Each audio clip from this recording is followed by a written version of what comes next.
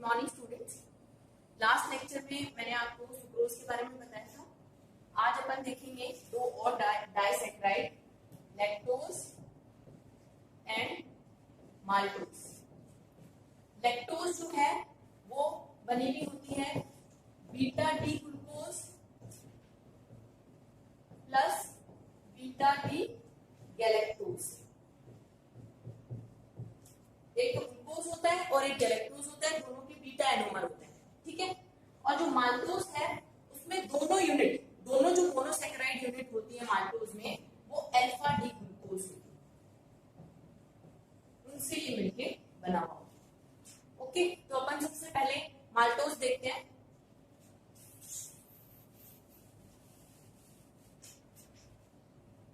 सबसे इंपॉर्टेंट जो ये डाइसैकेराइड है उनमें इनका स्ट्रक्चर आपको बनाना आना चाहिए।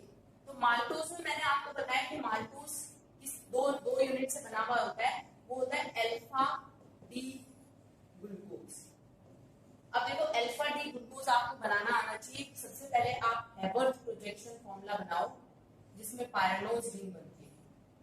और सुक्रोज वाले में मैंने आपको डायरेक्ट बनाना बताया था। अल्फा है तो OH किधर की तरफ होगा, राइट हैंड साइड में होगा। तो राइट हैंड वाला OH जो है वो कहाँ आ जाएगा, नीचे आएगा अल्फा में, और H ऊपर आएगा। ये अपना एनोमेरिक कार्बन का काम हो गया है। उसके बाद में अपन कैसे अरेंज करते थे, HOH, तो ये हो गया HOH। फिर क्या होता था OHH, तो ये OHH हो गया। और फिर क्या होता था HOH और CH2OH, यहाँ पे H। ये आपको स्ट्रक्चर हैबर्ट प्रोजेक्शन फॉर्मूला बनाना आना चाहिए। ये मैंने बनाया है अल्फा डी ग्लूकोज। तो आप जब प्रैक्टिस करोगे तो डायरेक्ट भी बना सकते हो। पहले साइक्लिक स्ट्रक्चर से उसकी प्रैक्टिस करो इसको बनाने की। अगर यहाँ पे बस चेंज यहाँ पे ही होगा अल्फा और बीटा एनोमेरिक कार्बन पे, क्योंकि अल्फा जो होता है उसमें OH राइट हैंड साइड होता है, राइट हैंड साइड वाली चीजें नीचे आती है, और बीटा में OH लेफ्ट हैंड साइड होता है, वो ऊपर आता है। तो सिर्फ अल्फा डी ग्लूकोज यूनिट से बना हुआ है माल्टोज, तो एक यूनिट तो ये हो गई अल्फा डी ग्लूकोज की। ऐसे ही अपन एक और यूनिट ले लेंगे। तो देखो यहाँ पे ये 1, अगर मैं नंबरिंग करूँ तो ये 1, ये 2, ये 3, ये 4, ये 5 और ये 6। तो जो माल्टोज होता है उनमें ये जो अल्फा डी ग्लूकोज होती है दो यूनिट, उनमें 1,4 ग्लाइकोसिडिक लिंकेज होता है। 1,4 ग्लाइकोसिडिक लिंकेज। 1,4 का मतलब ये है कि एक जो ग्लूकोज यूनिट है उसका तो फर्स्ट कार्बन काम में आएगा, और दूसरी जो ग्लूकोज यूनिट है उसका फोर्थ कार्बन काम में आएगा, तब 1,4 ग्लाइकोसिडिक लिंकेज बनेगा। एक का फर्स्ट कार्बन तो दूसरी यूनिट का फोर्थ कार्बन। तो अब अपन दूसरी यूनिट बनाते हैं। तो इस तरह से बनाएंगे कि इस फर्स्ट के पास उसका ये जो फर्स्ट वाला कार्बन है एक यूनिट का, उसके पास दूसरी वाली यूनिट का फोर्थ कार्बन है।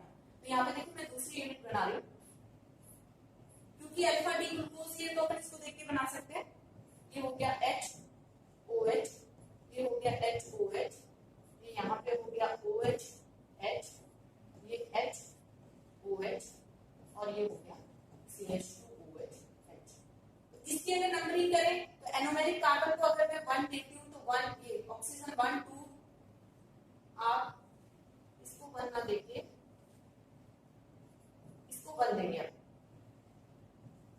जो अपना एनोमेरिक कार्बन है उसको 1 देंगे, ये 2, ये 3 और ये 4, तो ये फोर्थ कार्बन हो गया। तो इन 1 और 4, एक अल्फा डी ग्लूकोज के फर्स्ट कार्बन और दूसरे अल्फा डी ग्लूकोज के फोर्थ कार्बन से H2O निकलेगा। तो आप OH और इस वाले का क्या निकाल दो, H। तो ये जो ऑक्सीजन बचा हुआ है वो दोनों के बीच में जुड़ जाएगा और इसमें क्या बन जाएगा, 1,4 ग्लाइकोसिडिक लिंकेज जो है वो बन जाएगा। देखो इसी में बना लेते हैं अपन, कैसे बनेगा। यहाँ पे ये इस तरीके से आप दिखा सकते, ये बन गया 1,4 ग्लाइकोसिडिक लिंकेज, और ये है अपना माल्टोज का स्ट्रक्चर, ठीक है। तो माल्टोज को माल्ट शुगर भी कहते हैं। माल्टोज में आप ये बता सकते हो माल्टोज 2 यूनिट से बनी हुई है, दोनों यूनिट अल्फा डी ग्लूकोज की होती है और उनमें 1,4 ग्लाइकोसिडिक लिंकेज होता है। फिर माल्टोज जो होता है वो होता है डेक्स्ट्रो रोटेटरी। तो डेक्स्ट्रो रोटेटरी मैं आपको बता चुकी हूँ, जो प्लेन पोलराइज्ड लाइट को राइट की तरफ रोटेट करे। ओके, तो माल्टोज जो है उसका आपको देखो कुछ अपन चीजें डिस्कस करते हैं। स्ट्रक्चर को अपन रखते हैं, इसकी जरूरत पड़ेगी।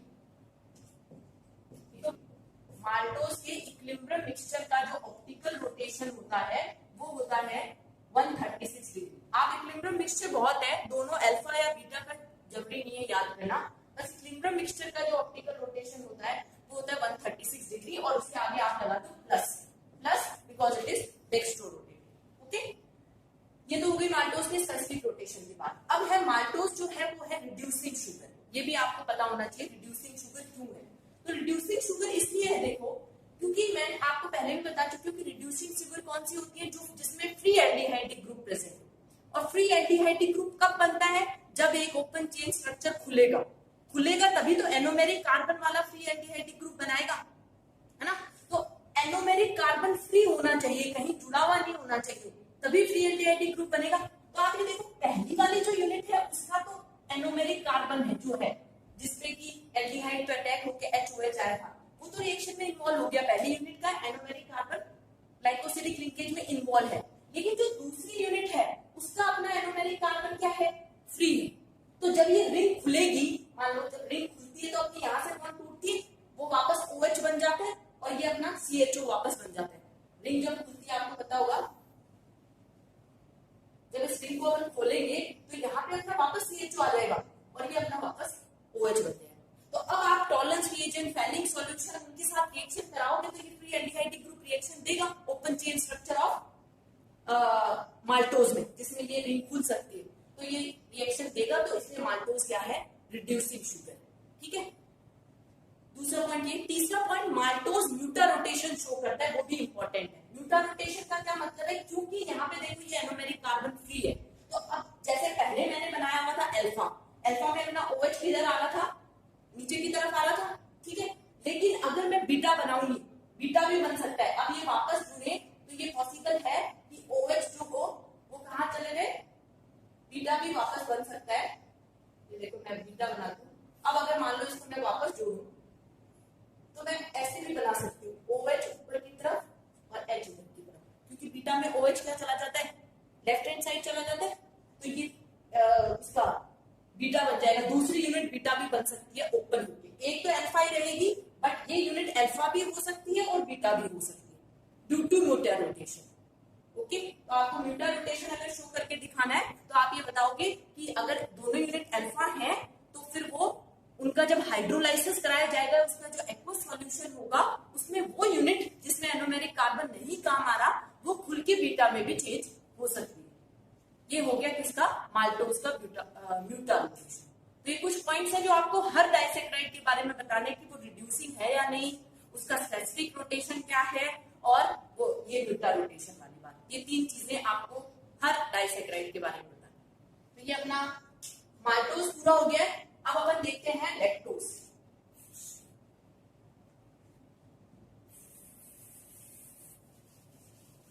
ठीक है, देखो लैक्टोज जो होता है आप सबको पता होगा, लैक्टोज मिल्क शुगर होता है।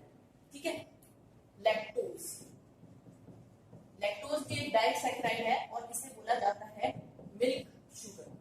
तो सबसे पहले अपन इसका स्ट्रक्चर ही देख लेते हैं। मैंने आपको बताया था लैक्टोज जो होता है वो बीटा डी या लैक्टोज और बीटा डी ग्लूकोज से मिलकर बना हुआ है। ठीक है, और इसमें भी 1,4 ग्लाइकोसिडिक लिंकेज होता है, 1,4 ग्लाइकोसिडिक लिंकेज। इसका मतलब है एक यूनिट का तो फर्स्ट कार्बन काम आएगा और एक यूनिट का क्या आएगा, फोर्थ कार्बन। अब सबसे इंपॉर्टेंट चीज जो याद रखने वाली है माल्टोज में वो ये, फर्स्ट किसका काम आएगा, तो फर्स्ट हमेशा काम आता है किसका, गैलेक्टोज का, और फोर्थ किसका काम आता है, वो आता है ग्लूकोज का। तो ये आपको कॉम्बिनेशन ध्यान रखना है। अब देखो, अब ज्यादा अगर आपको गैलेक्टोज ग्लूकोज इनके स्ट्रक्चर्स आते हैं ना तो फिर आपको हार्वर्ड के लिए ओपन चेन स्ट्रक्चर और साइक्लिक बनाने की जरूरत नहीं है। आपको ये पता होना चाहिए कि जो गैलेक्टोज है वो C4 रिपीमर होता है ग्लूकोज का। तो अपन को सिर्फ जो मैंने आपको स्ट्रक्चर याद करा रखा है ना डी ग्लूकोज का, उसमें आप सिर्फ C4 रिपीमर पे चेंज करो, उसको उल्टा कर दो, फिर वो गैलेक्टोज बन जाएगा।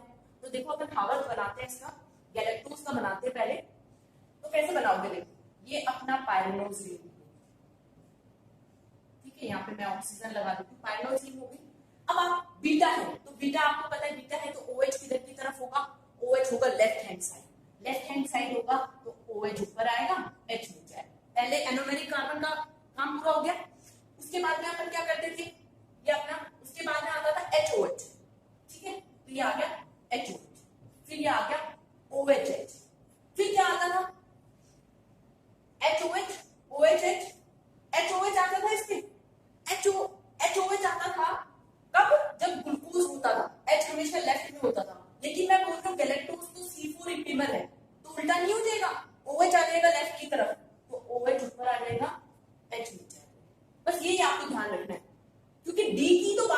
है, मैंने आपको जो स्ट्रक्चर याद करा रखा है वो डी का की एक का याद रख लो, तो डी ग्लूकोज का याद कर रखा है, डी में बस C4 पे चेंज कर दो, वो गैलेक्टोज हो जाएगा, और सारा वैसे के वैसे है।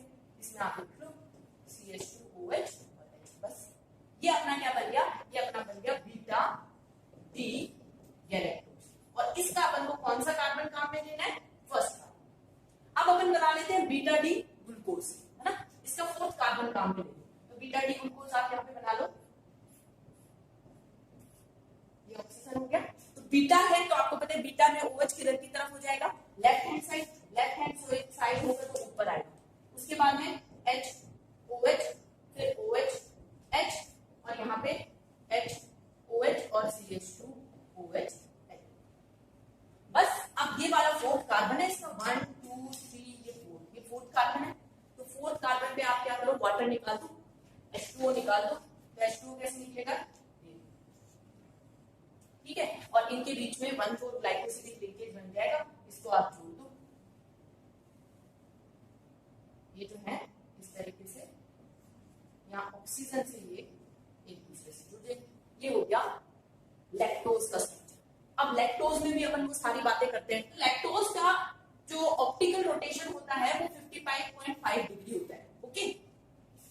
अब ये तो हो गई ऑप्टिकल रोटेशन की बात हो गई, अब अपन देखते हैं ये रिड्यूसिंग शुगर है या नहीं, तो रिड्यूसिंग शुगर में आप देख लो वही बात है जो अपन ने लैक्टोज में देखी थी, इसका फर्स्ट नंबर कार्बन फ्री है, तो जब ओपन चेन स्ट्रक्चर बनेगा तो ये फ्री एल्डिहाइड ग्रुप बना सकता है, और ये रिड्यूसिंग शुगर है, ठीक है, तो it is a reducing sugar, ठीक है। तीसरा पॉइंट क्या है कि ये क्या म्यूटर रोटेशन शो करता है, हाँ म्यूटर रोटेशन शो करता है, क्यों, क्योंकि अभी तो हमने ये बीटा डी ग्लूकोज लिया है, लेकिन जब ओपन चेन स्ट्रक्चर बनेगा तो H ऊपर OH नीचे भी तो जा सकता है, तो अल्फा यूनिट भी बन सकती है, तो म्यूटर रोटेशन भी शो करता है, तो ये तो लैक्टोज के बारे में ये सब चीजें इंपॉर्टेंट है।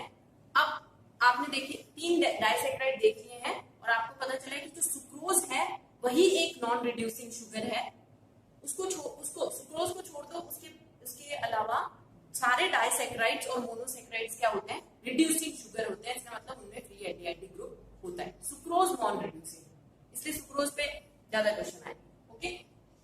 अब मैं आपको कुछ एंजाइमेटिक रिएक्शन बताती हूँ जो कि इंपॉर्टेंट है। देखो सबसे पहले क्या होता है कि जो स्टार्च है, स्टार्च एक कार्बोहाइड्रेट आपको पता है, अपने फूड्स पोटैटो और इनमें राइस में स्टार्च होता है, तो स्टार्च जो है इसका जब अपन रिएक्शन कराते हैं किसके साथ, अमाइलेज के साथ,